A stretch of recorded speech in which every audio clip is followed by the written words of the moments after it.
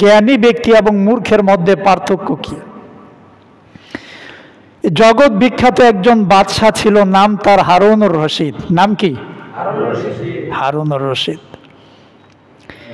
বাদশাহ হারুনুর রশিদের একজন কৃত দাস ছিল, কৃত গোলাম ছিল, খুব জ্ঞানী গুণী মেধাবী ব্যক্তি।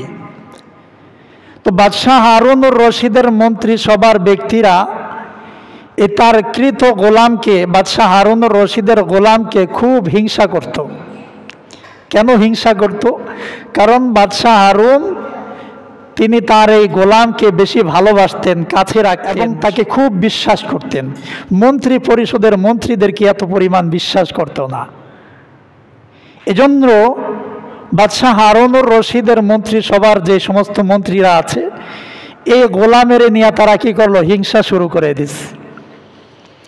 অনেক মন্ত্রীরা আয়েশা বাদশাহ হারুনুর রশিদের কাছে বলতেছে, বাদশাহ আমরা আপনার এত কাছের মানুষ, আমরা রাষ্ট্র পরিচালনা করি, দেশের দেখশোনা করি, কিন্তু আপনি আমাদেরকে এতটা বিশ্বাস করেন না যতটা বিশ্বাস আপনার গোলামকে করেন। এটার কারণ কি? বাদশাহ হারুনুর রশিদ কোনো উত্তর দেন নাই।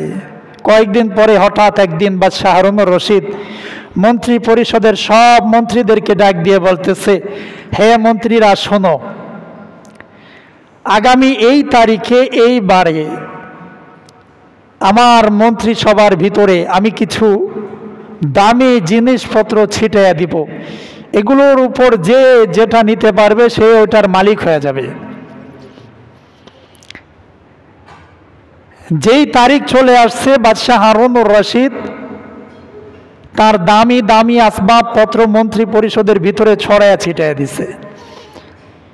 এবার সব মন্ত্রীরা যখন উপস্থিত হয়ে গেছে, বাদশাহ হারুনুর রশিদ এবার ডাক দিয়ে বলতেছে, দেখো আমি পূর্বেই ঘোষণা দিয়েছি আজকের এই দিনে আমি সবাইকে অনুমতি দিব, যে যেটা ধরতে পারবে, যে যেটা দখল করতে পারবে আমি তারে সেটার মালিক বানাইয়া দিব।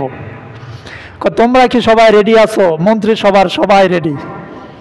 বাদশাহ হারুনুর রশিদ এবার অনুমতি দিলেন, তোমরা যে যেটা পারো সেইটা নিয়ে যাও, যেটা ধরবা ওইটাই তুমি মালিক হয়ে যাইবা। সব মন্ত্রীরা দৌড়াদৌড়ি শুরু করে দিছে, এক একজন এক একটা দখল করতেছে, এক একজনে এক একটা গ্রহণ করতেছে, সবাই এক একজন বড়লোক হয়ে যাচ্ছে, এক একজন এক একটার মালিক হয়ে যাচ্ছে। কিন্তু বাদশার যে কৃত গোলাম ছিল, এ গোলাম কিছুই ধরে না। বাদশাহ হারুনুর রশিদ ডাক দিয়ে বলতেছে, তুমি কেন কিছু নেও না? তুমি কোনো কিছু নেও নাই, ঠিক আছে, আমার সামনে একটা মুক্তার বড় দানা আছে, এই মুক্তাটা তুমি নাও, এটা খুব দামি মুক্তা। এবার গোলাম ডাক দিয়ে বলতেছে, বাদশাহ মহারাজ আপনি যে বলেছেন যে যেটা ধরবে সে ওইটার মালিক হয়ে যাবে, এটা কি আসলেই বাস্তব? বাদশাহ বলে, হ্যাঁ। কয় আপনি বুঝে শুনে বলেন, আসলেই কি যে যেটা ধরবে সে সেটার মালিক হয়ে যাবে? বাদশাহ হারুনুর রশিদ বলে, হ্যাঁ অবশ্যই, আজকের এই দিনে আমি পূর্বেই ঘোষণা দিয়েছি যে যেটা ধরতে পারবে সে ওইটার মালিক হয়ে যাবে। এবার গোলাম ডাক দিয়ে বলে, বাদশাহ আমি যেটা গ্রহণ করব সেটার মালিক আমারে বানাইবেন? বাদশাহ বলে, হ্যাঁ তোমাকে বানায় দিব। গোলাম এবার বাদশার পিঠের উপর হাত লাগছে, সুবহানাল্লাহ। বাদশাহ হারুনুর রশিদের পিঠে হাত রেখা বলে, বাদশাহ আপনি আমাকে একটু আগেই বলেছেন যে যেটা গ্রহণ করবে সেটার মালিক হয়ে যাবে, অতএব আমি আপনার পিঠে হাত রাখলাম, এখন থেকে আপনার মালিক আমি, পুরো রাজ্যের মালিক আমি হয়ে গেছি, সুবহানাল্লাহ।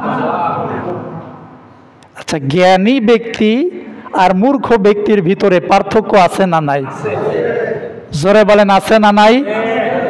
বাদশাহ হারুনুর রশিদ এবার মন্ত্রী পরিষদের সবাইরে ডাক দিয়ে বলতেছে, তোমরা না আমার এই কয়েকদিন আগে বলছিলা যে আমার কৃত গোলামের আমি এত আজমত করি, এত মহাব্বত করি, এত ভালোবাসি কেন, এত বিশ্বাস করি কেন?